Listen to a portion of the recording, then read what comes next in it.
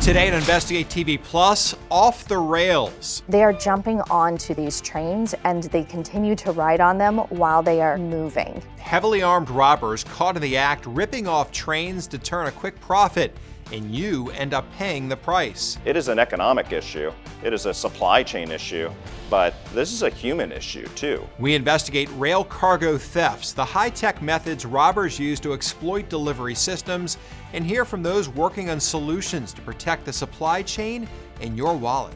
Plus, illicit substances once controlled her life. I was doing cocaine in the stalls, in the bathroom stalls at school. Then her addiction cost her a relationship with her daughters and her freedom. I've probably been to jail 10 times. We examine the devastating impacts of drug misuse, why sobriety can feel overwhelming, and being able to wake up happy, healthy. A mother shares her recovery to inspire other women who may be struggling to begin their own journey. Then he's turning the page on the past. For better or for worse, a lot of dads sort of get a bad rap for not spending time with their children. By penning a children's book that encourages dads to listen with their sons. In-depth stories that inform and inspire. You're watching Investigate TV Plus. They disable the train. It's very sophisticated. They're armed. The thefts are getting more aggressive. You could call it the Wild West 2.0, organized criminals targeting Western Railroad lines, resulting in millions of dollars in thefts and higher prices in the stores. I'm Lee Zurich. And I'm T. Chappelle. Most industry experts agree the United States faces the most severe wave of cargo theft in modern history. In 2024, security databases logged an estimated 65,000 thefts, a 40% surge from the previous year. And preliminary 2025 data signals another double-digit climb. Beyond the cost of insurance claims for stolen goods, railroads face the need to repair or replace damaged infrastructure, manage operational delays, and allocate additional resources to combat these crimes. Reporter Nicole Kreitz investigates the evolving methods powering rail cargo theft, the dangers it poses to rail workers and communities, and solutions to halt the heist.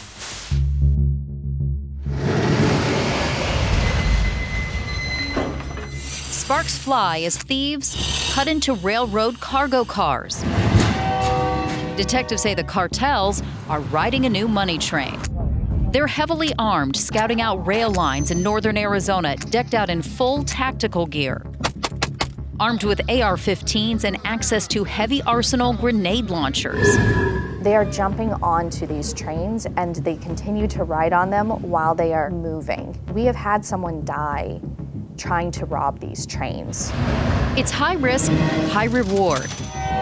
There's millions of dollars, obviously, that run across that rail train after train every day. Suspect's cell phone and body cam videos show thieves hauling truckloads of stolen merchandise, from electronics to Rolex watches, Dyson vacuums, even Nike shoes before they're released. Bunch of shoes. Bunch. That's happening weekly. BNSF is reporting that they're losing as much as $1.5 million per month. A well-oiled operation.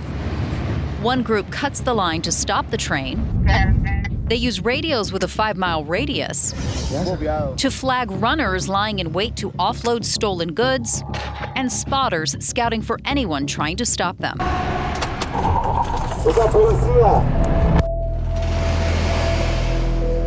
And this is where it's happening, in the middle of nowhere. We have nearly 2,000 miles of tracks running through Arizona. Train robbers target rural high country like this because they have infinite options to force a stop, giving them the upper hand. This is a planned event for them. They know the area well, it's been scouted out, and they're able to come up with several different areas of escape.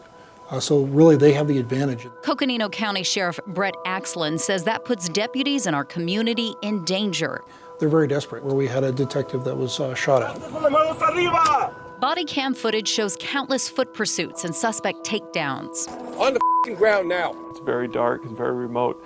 No cell service sometimes, maybe very limited radio service. Navajo County Sheriff David Clow says his men arrested these two suspects who tried hiding in the bed of this pickup, brazen enough to then record this clip from the back of a squad car. More videos from the same seized phone shows caravans of stolen cargo driven across Arizona freeways, forcing deputies to split up to try and pick them off. Westbound in pursuit about 110 miles an hour. Then there's another big concern. We've seen derailments. Are these derailments being caused by these train robbers? More than retail cargo, these locomotives are often also hauling dangerous hazmat chemicals. These derailments can happen in the middle of the community. Because some of these heists are. While cartel members that are armed are coming in, offloading the product into people's backyards. One man arrested near Williams told detectives he was getting paid $500 to drive the stolen goods to a storage facility in Scottsdale. This needs to be investigated all the way back to the funding source. I've been a locomotive engineer since 2008. Scott Jones, an Arizona train union safety expert, says it's clear these train robbers are getting inside information. But how were they able to pinpoint that actual car, that cargo and container, and go straight to it? These trains are now up to 3 miles long, and anytime thieves cut the airline to the brakes, stopping them on the tracks in the dead of the night, the conductor has to walk the full length alone to see what's wrong. That's a huge concern of ours because we have no way of defending ourselves. But it's really going to take a consolidated effort to get this squelched. Once we were able to uncover that this was more of a coordinated effort, we immediately jumped on the case and started investigating it as such. Addison Owen with the U.S. Attorney's Office in Arizona works with the new Regional Homeland Security Train Robbery Task Force, tracking thieves from California into Arizona and New Mexico. Before, each arrest was a one-off prosecution. Now they're building federal cases.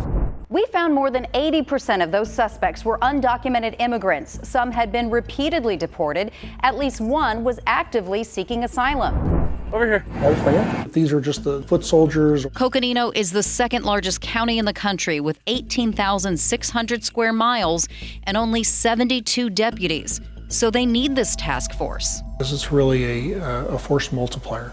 The facts are stark that over 65,000 thefts occurred in 2024. The BNSF police chief recently testified before Congress. Thefts are up 40% year to year for up to $35 billion in annual losses. The nature of these crimes have evolved over the years, and a whole-of-government approach is required to address this challenge. When goods are stolen, consumers ultimately pay the price. Our regional task force led to this bust in California, netting 43 arrests, dozens of stolen cars, cash, guns, 700 pounds of meth, and more than $3 million in stolen goods. To be able to share that information between state, local, and federal to get something like that done, it was just incredible collaboration. How do you go from displacing the problem to stopping the problem? What's it going to take to cut them off? I think for them to stop doing it, it's going to have to not be profitable anymore. And they're committed to doing whatever it takes to stop these thieves in their tracks. We're not going away. We're getting more and more help. We're getting better at what we do. We're coming after you. Both the rail and trucking industry believe a piece of legislation in Congress could be a solution. It's called the Combating Organized Retail Crime Act of 2025, or CORCA. It would create a national coordination center within Homeland Security to deal with cargo theft, sharing information between industry and law enforcement, tracking trends, and providing new tools to investigate and prosecute these cases. Ohio Congressman David Joyce, a former prosecutor, sponsors the House version of the bill. This is a tidal wave that's going to hit the country because we're not looking at all the things that are bubbling up to create the wave. So far, both the Senate and House are responding with bipartisan support for the plan. But while there has been widespread support, CORCA's been left behind in the past. Similar bills have failed in recent years. In Phoenix, I'm Nicole Kreitz. You can read and watch more of our investigation into cargo thefts by going to InvestigateTV.com. There you'll find stunning video and photos of heists from across the country. Just type Grand Theft Cargo in the search bar. Still ahead, money, marriage, and communication. How to buy a home, how to do it responsibly, what you need to save, who you need to talk to. We provide solutions to finance-proof your relationship and avoid squabbles over dollars and cents. But first, from addiction to recovery and back, A mom shares the challenges of her sobriety journey and inspires other women struggling to get clean to discover their self-worth. You can watch Investigate TV Plus anytime online. Just subscribe to our YouTube channel at Investigate TV. You can catch stories and full episodes.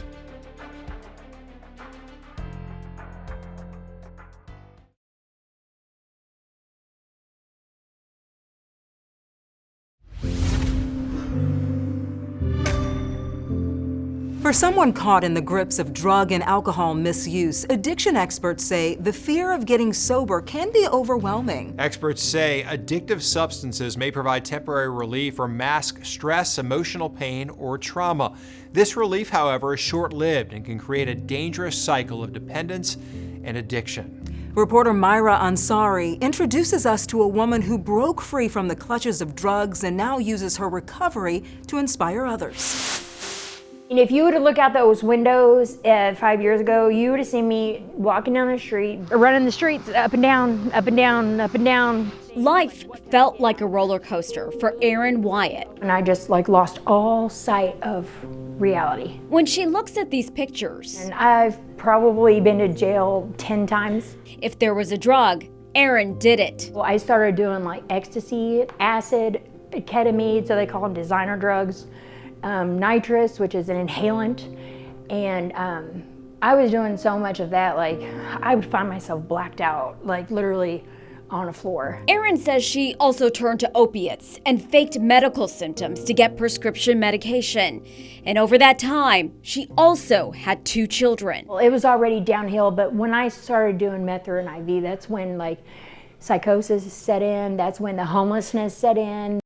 Erin gave her youngest daughter up for adoption. Her oldest daughter was with Erin's grandparents. And it was a conversation they had with her while she was in jail that changed things. Nobody ever said, we need you like that, somebody's dependent on you. And I was a mom. I should have already had known that. I should have already had felt that. But I think from trauma from my childhood, the way that I was raised and that things were for me, it was that motherly instinct wasn't really, and especially through the using, that motherly instinct never really came. When Erin got out of jail in 2018, part of her probation was to go to a recovery home. She turned to the Breakaway in New Albany. Erin admits she went through the motions, didn't really soak in what she could take away from here. After 6 months, she graduated the program. There is me. But her sobriety didn't last long. Erin relapsed. She knew if she continued down the road she was on, she was going to die. So she went back to where she did feel love. What happens when you go to places like this, even if it doesn't take, they call it a seed gets planted. Erin gave the Breakaway a second chance. This time, she knew she needed to make it different. Something in this house happens and it's truly magic. You feel loved and you're able to love back in turn. And that's why I died to come back here. Erin was a lot like me. She's a lot like me. She reminds me of me. This is Lisa Livingston. She's the founder of the Breakaway, and she gets it. She had her own journey of addiction, got sober, and in 2017 created a place where women could break away from what was holding them back. We did do recovery dynamics, which teaches us about drug addiction and what it does to our brain and how it affects us and our emotional barometer, and it teaches us all that stuff that we don't think about. And then, so we do that, and then we do Bible study. We also do AA meetings. This was my first bunk up there, and I was also in here too. The women also have a place to live, a clean bed, share meals together, and learn how to do things like dress appropriately, clean up after yourself. The simple things that many of us take for granted. My self-confidence wasn't there. And the big thing is that there is accountability while the women are here, and they get to see and finally feel their self-worth. Over the past 8 years, the Breakaway has helped more than 130 women. Erin has been sober for 3.5 years now. So being able to wake up happy, healthy. Admissions coordinator. She's still involved at the Breakaway as a board member, helping other women. Erin has a relationship with her oldest daughter and a career that she loves at Schuler Bauer Real Estate.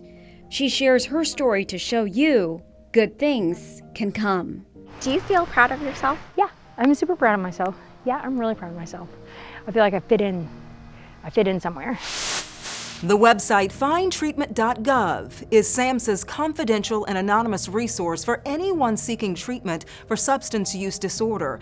You can find treatment facilities, healthcare centers, opioid treatment providers, and other resources near you. Still ahead, through the ears of a child. Everyday sounds are really extraordinary and we tend to forget that as adults. A father steps into his young son's world and is inspired by what he hears. We show how his decision to listen led to a special collaboration. But first, love and money. It's an uncomfortable but essential conversation that goes deeper than dollars and cents. We provide insight to break the ice on discussions involving money matters and explain ways couples can get on the same page with their finances. Our in-depth coverage continues. You can get connected to Investigate TV Plus on all social media platforms.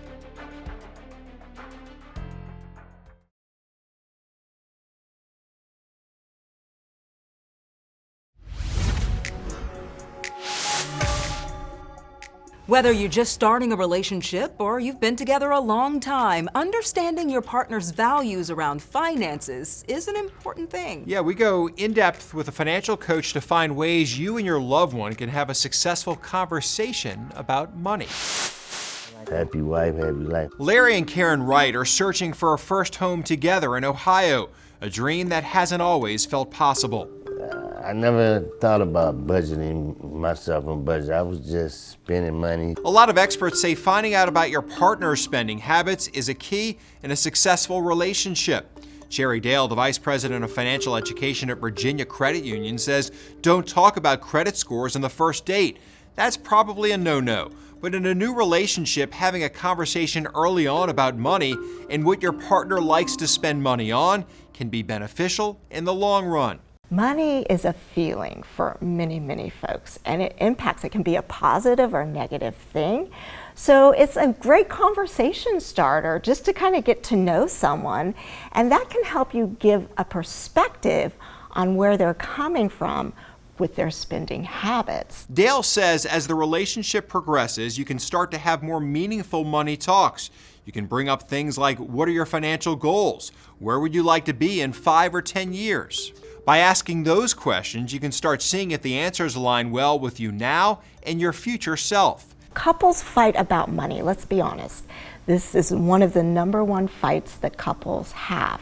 If you can start having conversations early on in your relationships, put out expectations and where you're coming from, it's going to set yourself up for when you get even more committed with somebody. Dale says as your commitment grows and you talk about moving in together or getting married, it's even more important to understand your partner's money goals. She says that's when you start talking about debt, credit scores, and other things that have happened with your money.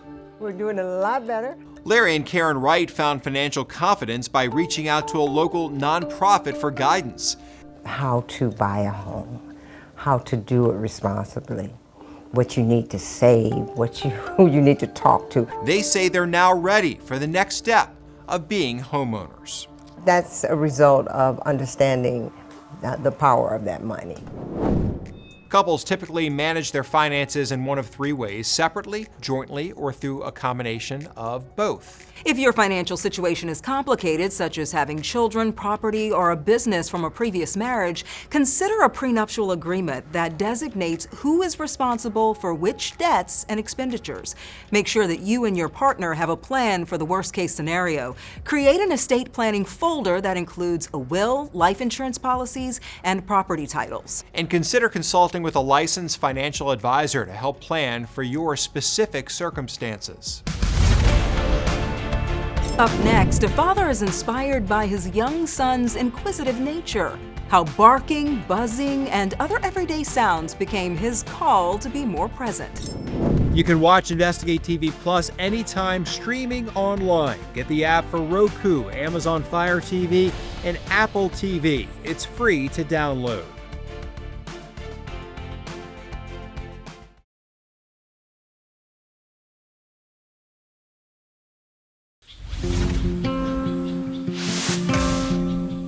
You You often hear of children following in their parents' footsteps, but a dad in Georgia took a cue in his career from his young son. They collaborated on a book inspired by loss, but written with a sense of wonder and love. Reporter Joshua Skinner checks out the book and the authors.